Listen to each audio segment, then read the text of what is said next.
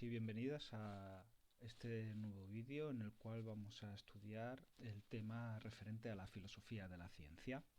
En él, como veremos más adelante, vamos a ver el origen de la ciencia, vamos a estudiar las características de la ciencia, vamos a ver también los métodos más importantes que ha utilizado la ciencia, y también qué es lo que tiene que decir la filosofía acerca de la ciencia en cuanto al progreso científico, al problema de la objetividad y al problema del cientificismo ingenuo.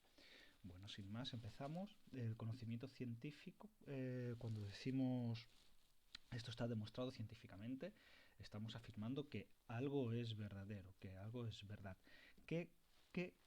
¿Por qué la ciencia tiene tan alto reconocimiento? Pues vamos a intentar, como hemos dicho, en este tema, dar respuesta a esta pregunta, estudiando el origen de la ciencia, los elementos que la identifican, los métodos más importantes que la caracterizan y la relación que existe entre la ciencia y la filosofía. Entonces, podemos empezar viendo cuál es el origen de la ciencia. Como ya sabemos, la ciencia y la filosofía nacen de una misma actitud, que quiere conocer el mundo alejada de unos determinados relatos.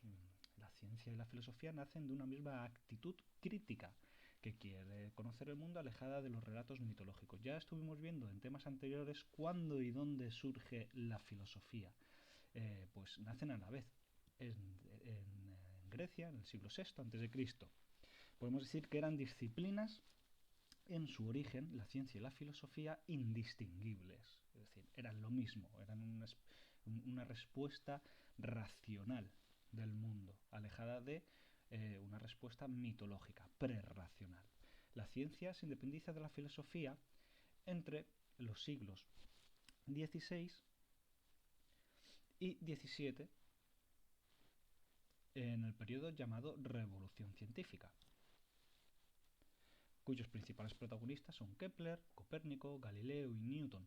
¿Por qué la ciencia se independiza? ¿Por qué la ciencia se separa de la filosofía en ese momento concreto? Es algo que veremos un poquito más adelante. Por ahora es importante ver cuáles son las características de la ciencia. Cuando la ciencia asume como propias dos características de manera indiscutible es cuando la ciencia y la filosofía se empiezan a separar, ya que la filosofía no deja de cuestionarse si esas dos características son tan fiables como la ciencia defiende. Este es el momento en el que la ciencia y la filosofía se separan. La ciencia adquiere como incuestionable dos características, se va a basar en dos características de manera incuestionable, y la filosofía, como sabéis, pues no deja de cuestionarse todo, incluso estas dos características que la ciencia en este momento no va a cuestionar, va a adquirir como elementales para su trabajo. ¿Cuáles son estas dos características que la ciencia adquiere? Pues la primera es la experimentación. Es decir, la ciencia afirma que sin experimentación no hay conocimiento. La filosofía no deja de cuestionarse esa afirmación. ¿Qué es la experimentación? Pues la experimentación pretende demostrar por medio de experimentos lo que se defiende como verdadero. Para ello se permite aislar el fenómeno, lo que se quiere demostrar, de variables prescindibles y estudiar solo las variables consideradas decisivas. La matematización es la otra característica que la ciencia va a adquirir como incuestionable. La matematización afirma que el universo está escrito en lenguaje matemático. Sin saber matemáticas no podemos tener un conocimiento verdadero, afirmará la ciencia.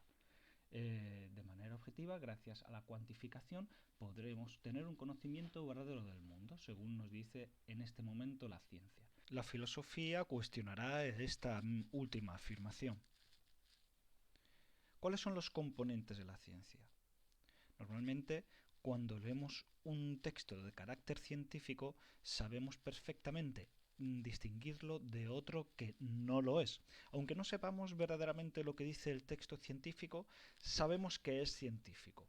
¿Por qué? Porque tiene una serie de elementos que lo caracterizan como tal. Entonces podemos decir que la ciencia crea un lenguaje artificial para garantizar la objetividad. Podemos decir que utiliza una serie de conceptos. ¿Qué son los conceptos? Son términos específicos que utiliza la ciencia. Podemos dividir este tipo de conceptos en tres. Los clasificatorios permiten clasificar, como por ejemplo mamífero, son los seres que cuando nacen maman. Los ovíparos, seres vivos que nacen del huevo.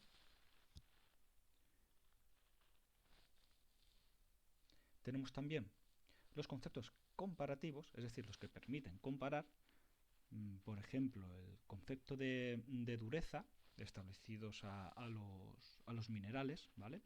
Nos permiten una graduación en el conjunto de los minerales. O los métricos, que nos permiten medir, como por ejemplo milímetro, kilómetro, hectómetro.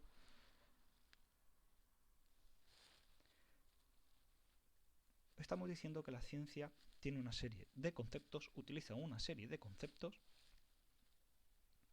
que en el lenguaje natural normalmente no se utilizan y que caracterizan el lenguaje científico. Las leyes son enunciados básicos de conocimiento. Estos son otros elementos que utiliza la ciencia y que la hacen característica. Son conceptos definidos y pretenden dar explicaciones universales. Una ley no dice que ocurre algo dependiendo de las circunstancias, sino en cualquier momento, ¿vale? Por eso son explicaciones universales. También la ley utiliza teorías. ¿Qué son teorías? Un conjunto de leyes interconectadas, ¿vale? Que dan explicación de algo. Entonces podemos decir que el lenguaje científico utiliza unos conceptos determinados, clasificatorios, comparativos, métricos. También utiliza leyes que son enunciados básicos del conocimiento, que pretenden dar explicaciones universales y utilizan esos conceptos de los que hemos hablado antes. Y también se dan en el lenguaje científico, se utilizan las teorías, que son leyes interconectadas, que pretenden dar explicación de algo, ¿vale? Seguimos avanzando y vamos a ver cuál es la distinción que se hace de manera general de las ciencias. Podemos encontrar dos tipos de clasificaciones de las ciencias, las empíricas y las formales. Las empíricas se ocupan de hechos que ocurren en el mundo, tienen contenido empírico basado en la observación y en la experiencia. Y las formales se ocupan de las relaciones entre símbolos, no tienen contenido empírico ni se basan en la observación o la experiencia, sino en la coherencia interna del sistema. En cuanto a las ciencias empíricas, podemos dividirlas en dos. Las naturales se ocupan de la realidad natural, como por ejemplo la biología, la geología, la física, la química, y las sociales o humanas, que se ocupan de la realidad social o humana, como por ejemplo la sociología, la historia, la psicología, etc. Las formales, como hemos dicho, se ocupan de las relaciones entre símbolos, no tienen contenido empírico ni se basan en la observación o experimentación, sino en la coherencia interna del sistema. Es así pues que nada más que encontramos dos tipos de ciencias formales, que son la lógica y las matemáticas. De ahí surgirán otras ciencias como es la geometría, la informática incluso, pero pertenecen a la lógica o a las matemáticas, ¿vale? Son ciencias formales que pertenecen a la lógica o a las matemáticas.